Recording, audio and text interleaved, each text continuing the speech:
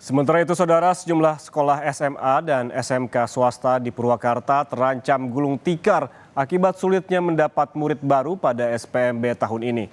Menurut pihak sekolah swasta, sepi peminat pada tahun ini diduga karena dampak dari kebijakan pemerintah Provinsi Jabar yang memaksimalkan penerimaan siswa baru di sekolah negeri hingga 50 orang per kelas.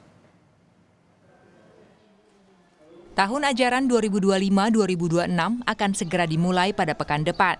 Namun pengelola sekolah swasta di Purwakarta, Jawa Barat masih terus membuka pendaftaran karena kuota murid baru masih belum terisi banyak. Di dua sekolah swasta milik Yayasan Yasri, seperti SMK Farmasi, baru mendapat 13 murid baru.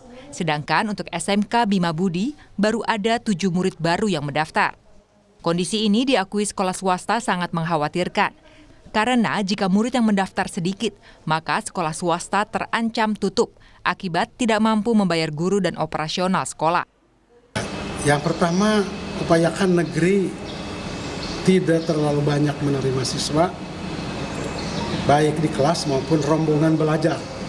Sehingga melihat kepada swasta yang sekarang berupaya membina gurunya, membina siswanya, membangun gedung-gedungnya, tetapi apabila jumlah siswa sedikit ini akan jadi bumerang bagi siswa.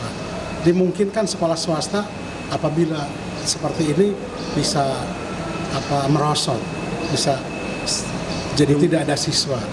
Sehingga guru yang banyak, tata usaha juga tendik yang begitu banyak harus digaji oleh kami.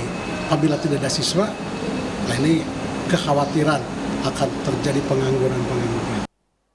Selain sepi peminat, sekolah swasta menyebut sepinya murid yang mendaftar ke swasta diduga karena dampak dari kebijakan Pemprov Jawa Barat yang berencana memaksimalkan penerimaan di sekolah negeri hingga 50 orang per kelas dan menambah kelas baru. Sementara sebelumnya Gubernur Jawa Barat Deddy Mulyadi menyampaikan jika rencana pemaksimalan penerimaan murid baru di negeri hingga 50 orang per kelas karena banyaknya siswa di sekitar sekolah negeri yang tidak diterima. Sehingga untuk menghindari putus sekolah, Deddy menambah kapasitas penerimaan siswa baru hingga 50 orang per kelas. Menurut saya sih di Jawa Barat relatif hampir tidak ada sengketa ya. Kalau kemarin ada riak-riak kecil karena memang banyak siswa yang dekat sekolahnya tidak diterima. Nah, saya melihat bahwa karena banyaknya siswa dekat sekolah tidak terima, ini kan berbahaya. Kenapa berbahayanya? Mereka khawatir tidak melanjutkan sekolah.